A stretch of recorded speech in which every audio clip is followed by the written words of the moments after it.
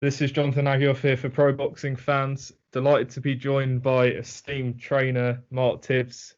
Mark, thanks very much for coming on. Much appreciated. How have you been? How's the last 10 weeks been, I suppose? Yeah, hi John, how are you, mate? Yeah, it's very frustrating, but at first it was nice to have a couple of weeks off and not feeling guilty about it because the old world was shutting down with us. My body was healing from all that pad work I was doing with the big man Dillian Whyte and Richard Riakporhe, another big puncher, and Charlie Duffield and Harvey Horn and young James Hawley who I've got in the camp. But yeah, no, it's we had a Dillian had his date in May. I think it was May the 2nd that never materialised, obviously because of COVID, and then July, and then I've just come back from Portugal. I was out there, I think, for about a week and a half maybe, but to try and bring some tempo and some gears to the camp, getting ready for the 1st of August. But then last couple of days we had some news that obviously weren't going ahead, and we're looking at the 15th of August now. But Peter, I think it's Peter and Ruben, the strength and conditioners, are over there keeping an eye on the job. They know what they're doing off. They're very experienced strength and conditioners and around boxing people as well. So they know. And there's a Xavier over there, the boxing coach, doing a little bit with Dillian, and Michael Magic Hands, and Simon Evans from Loughborough University, all doing a great job. They know that we can't overcook him and to tick him over. And once we get the thumbs up, once we've got confidence in a date, in a secured solid date, then we'll start bringing what we need to the camp. That's some energy and some tempo and some gears. But until then, we've just got to sit tight and just hope that this COVID business gets under control. That we and the authorities give us the thumbs up in letting us go and do what we do best. Yeah. Yeah. I mean, Dillian's been out in Portugal. We've seen on social media for a number of weeks now. He must be in sort of tip-top shape, ready to go. Well, he's experienced enough now not to be peaking right now, but he's in very, very good shape, I must say. And it's nice that he's kept himself motivated and active, and keep working on his weaknesses, and keep maintaining his strengths. And he's got, as I said before, he's got Peter and Ruben making sure he's not overcooked, and they're doing what they have to do with the time frame we've got. If you know what I'm saying. Are you just able to move your laptop screen up a tiny bit? Yeah. Is that better? I've moved myself. I don't want to touch this laptop because I tell you what, it's donkeys years old. It's more likely to fall to pieces. Yeah, much better. Yeah, I mean, you've been sort of going back and forth sort of on social media. What's sort of the training camp vibe like out there at the moment? Do you know what? I've been to training camps in Spain before. The MGM, which is a fantastic training camp. We trained Billy Joe Saunders there, and I trained some undercard fighters there also. That's a fantastic camp, I must say. The MGM gym over there, or MTK now. I've been to Lanzarote, Club La Santa many times, and but this new camp in Portugal that Dillian and the rest of the team come up with, I must say, it's a little bit special. It's got a nice calm feel around the camp. The camp itself is you couldn't wish for anything else, and the staff at the camp are very great people, and it's a wonderful location, and it's perfect. But at the end of the day, we're our team. Us and our team. We can get ready anywhere, if you know what I mean. We have to be. It's all up there. You know what I mean. But it's a perfect training camp, and it's just unfortunate that we're in this time, but we're all in, and we've just got to get through it together, and then bring some momentum when we can, bring some momentum and get the show going. You know what I mean? But no, it's a perfect camp. Perfect. Now, the date is rumoured to be August 15th on this Matchroom fight camp. Obviously not confirmed just yet. What are your thoughts on it going behind closed doors? There's a lot of excitement because it is a big fight with Alexander Povetkin, that this fight is going to take place, it seems, behind closed doors. What's your thoughts on it? My fault. It took me a little while. It took us all a little while, I guess, to get our heads around it. I mean, because it's all new to us. But you know, to be honest with you, we've all had our battles. Us guys that have had our battles behind closed doors. You know, that's where we train. That's where we train, and you know, it's going to be new to us all. But you know, with the Alexander Povetkin and Dillian Whyte in opposite corners, once they engage, they will, you know, it's called tunnel vision. You just, as athletes, professional athletes, you have to get tunnel vision and crack on regardless of sounds around us and etc. But it's going to be new to us. I think it's going to. I hope it's going to work, and I believe it will work. It's a great fight, Alexander Povetkin and Dillian Whyte. It's a great fight, and the fans are going to be in for a treat, and it's going to be a bit intriguing because it's new to us all, and I'm sure it'll work. I'm sure you know the promoters can make it work, and I believe they will. Do you think it's important, Dillian, having these fights with the likes of Alexander Povetkin, who's got loads of experience, former world title challenger himself, with Dillian's sort of lack of amateur pedigree, like sort of later on down the line? How significant are these sort of fights against someone like an Alexander Povetkin?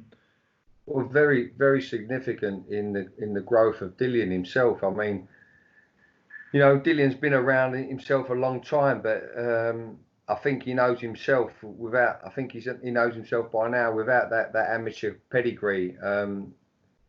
He's done wonders, and the world have got to wake up and listen what he's done without that amateur pedigree since his defeat to Anthony Joshua. I mean, he's world #1 now, and Alexander Povetkin has been around, and the experience he has is incredible. And for Dillian to fight someone like Alexander Povetkin at this stage in his career, he's going to learn on the job without a doubt. But I really believe with Dillian's his range and his power and his strength and his little bit of youth he's got on him, he will prevail in looking good, dominating and getting rid of Alexander Povetkin. But it's not going to be easy. It's not going to be easy for the simple fact is them old dogs have tricks up their sleeve which they don't even have to think about. It just comes natural to them. And when you're in the ring with them old dogs, them old experienced fighters that have got pedigree, you really do feel it. But I feel that Dillian's he's got the heart and the mind, and he's now got the skill set to deal with an experienced fighter like Alexander Povetkin. Mm-hmm. All of these fights are obviously building towards that WBC world title shot, which has been going on for ages now. Obviously, we're in Las Vegas after Fury Wilder, and all the talk seemed to be around Joshua Fury. Understandably, it is the undisputed fight, but Dillian is the mandatory. So, in your mind, you know, when does this fight happen? Does this fight happen for you by February 2021, which the WBC have set? Is that what you guys are sort of planning towards? Do you know what? I'm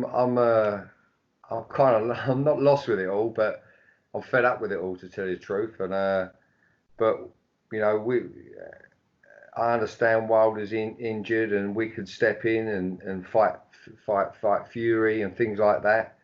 But you know, until I'm told otherwise, I have to concentrate as a coach and trainer. I have to, and that's the way I work. I concentrate on Alexander Povetkin. I mean, I heard the other day of some MMA fighter. I don't know the business. I don't know the art, the craft. And I says, who are we fighting? Are we fighting Povetkin now, or are we fighting this MMA fighter? I mean, is it first or after? And but the thing is, so I'm a little bit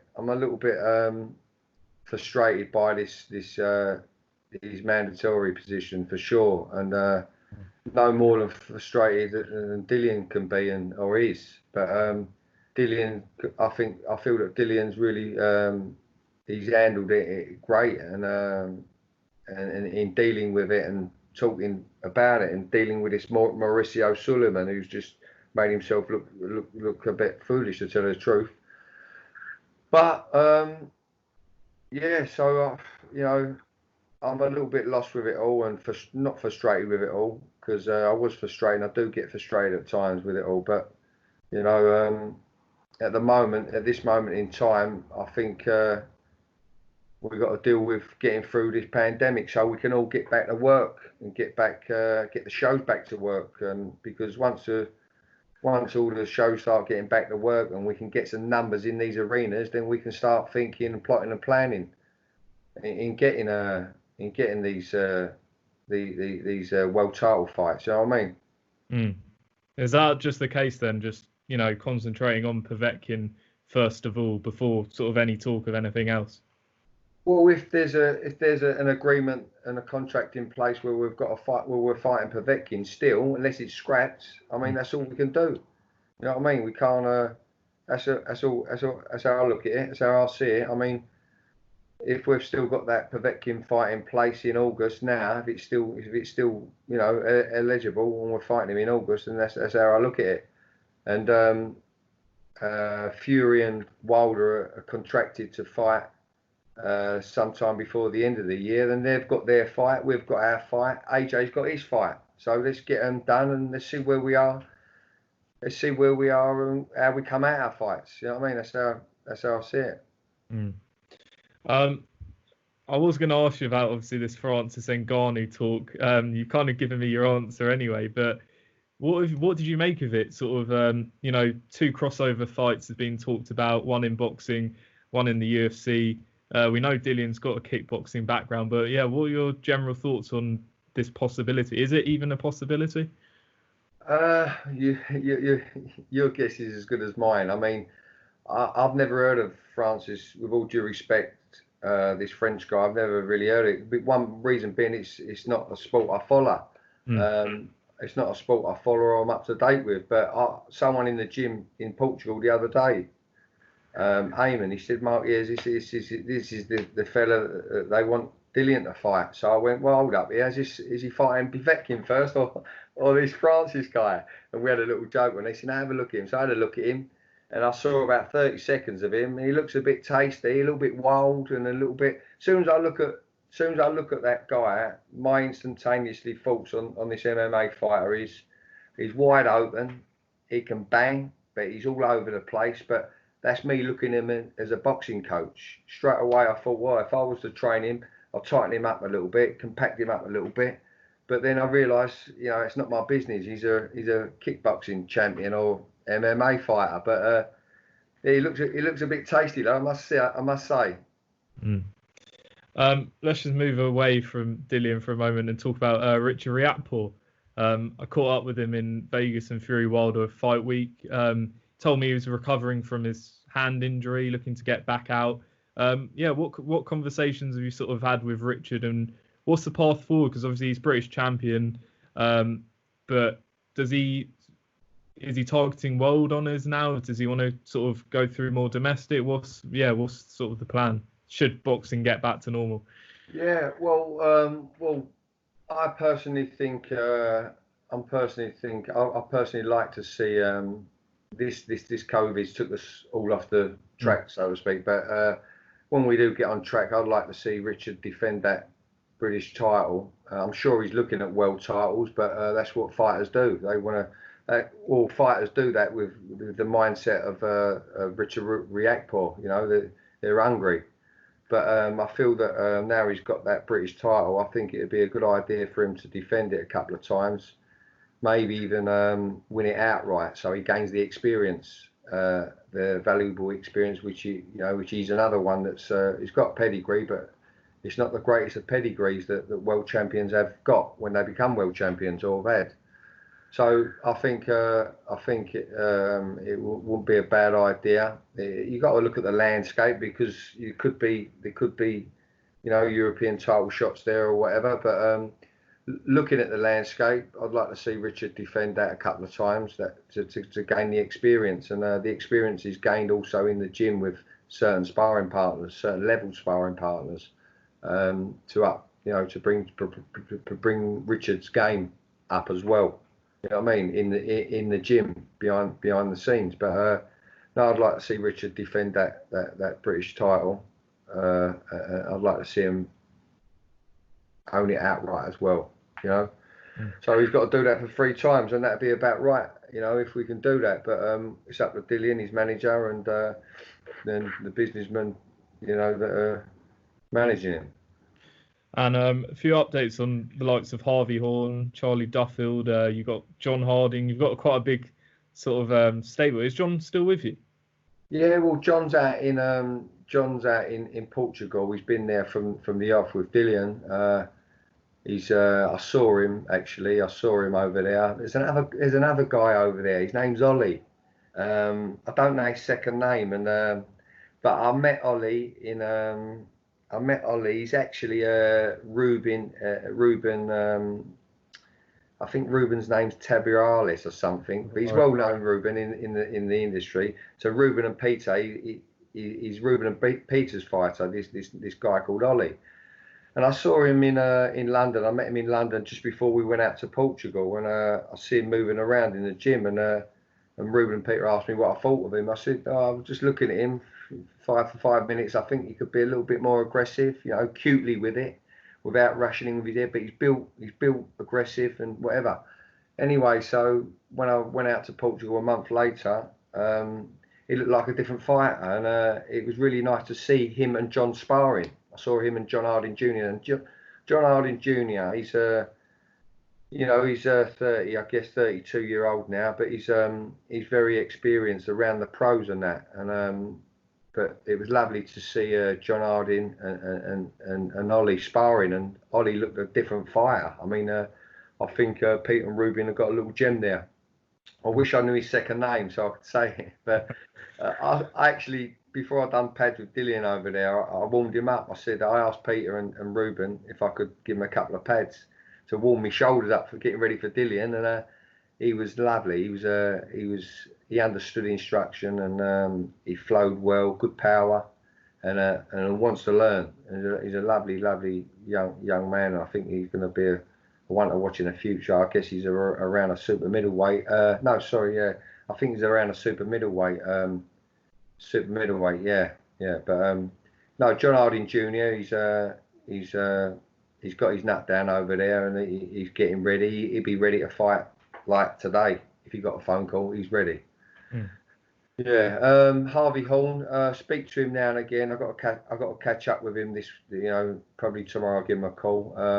Bit frustrated with Harvey Horn at the minute. He's a European flyweight champion, but he's got a few management issues. So, but I think that's not the least of his worries. But I mean, we've got to get over this. But he should be working on what he's going to do management-wise, in these times, as well as ticking over. Yeah. I've got another little guy. A good prospect coming through. He's very pleasing on the eye. His skill is nice and phenomenal. He's only 21 years of age. His name's James Hawley. I think he's around a middleweight. He's going to fill out to a light heavy. I feel when he matures, and he understands the fighting. He understands the fighting and instructions and whatever. He's got a big heart. I feel he's got a big heart, and it'd be nice to bring him along and spend some time with him and nurture him, and I think he's going to do something. Yeah, James Hawley, his name is. He looks good, talks well, and he can fight. Yeah. Right. And what about Charlie Duffield? What's him? Charlie's a fitness fanatic, and I speak to him now and again. I'll be honest with you, I haven't spoke to a lot of them of lately, really. I've been a bit quiet, but I do touch base with him now and again. I'm going to catch up with Charlie tomorrow. But me and Charlie, I actually used his gym. He's got his own gym, Duffield Fitness, up where he lives, and I went there the other day, and he let me use his gym to do a little bit before I went to Portugal to see Dillian. And then so I've done a little bit there with him, not with him, but in his gym. But I think I'm going to do a little bit with him tomorrow. He don't know yet, but I'm going to ask. He's such a gentleman, he'll let me. But I've got my own boxing gym also opening up in Rainham, so the Origins gym. So I've got my own boxing base there. So that'll be up and running soon. But I want to continue my business with Dillian Whyte in Portugal. Soon as we can get something solid and get the thumbs up from the promoters, etc. Do you know what I mean? Yeah. Well, that's great. We look forward to seeing that open, that new gym. Yeah. Final one I wanted to ask you was I saw you post a photo on Twitter, I think yesterday, of you and your dad Jimmy, called Pupil and Master. It was. Pupil and Master. He used to say to me when I was a kid growing up. My dad used to say to me in the gym when I was a kid, like not even a teenager, when I was younger than a teenager. He always used to say to me, the pupil overcomes the master. He always used to say that to me, the pupil always overcomes the master. And he had a good trainer in Jackie Gubbins, and I guess he got that from him, looking back. But then when I was a young pro, I sparred with experienced professionals, and they was a little bit in front of me. He used to say to me when I finished sparring, son, the pupil always overcomes the master. And 2 or 3, 4 sessions down the road, I used to get in the range with them, and I used to keep them in check. Then I used to be the master. So I know what he means. But no. So that picture came about. That was when I first turned pro. When I first turned professional, that was a picture that we had done, and it come up a little while ago, a couple of months ago. But Johnny Eames, the boxing coach from Canning Town, he sent me that, and I thought it was lovely because it's been tweaked, it's been filtered or something, and I thought, yeah, I like that. But that brought back memories of when I turned pro, and that's what my dad used to say to me. Yeah. I mean, we put a clip out a few weeks ago of an interview we did with your dad, and he was talking about sort of different coaching styles, how it's changed, and the reaction you see when sort of that goes out. The compliments he gets is quite incredible. What is sort of maybe the one thing that he's taught you which you take into sort of the coaching game? One thing that I've got off of my dad, I've got lots of things off of my dad. I've got everything off of my dad in what I teach and coach, but I've also adopted stuff of my era as well. So I'm lucky, and I say I'm lucky. That's how life works. If you want to learn and keep learning and that. But my boxing comes from my boxing.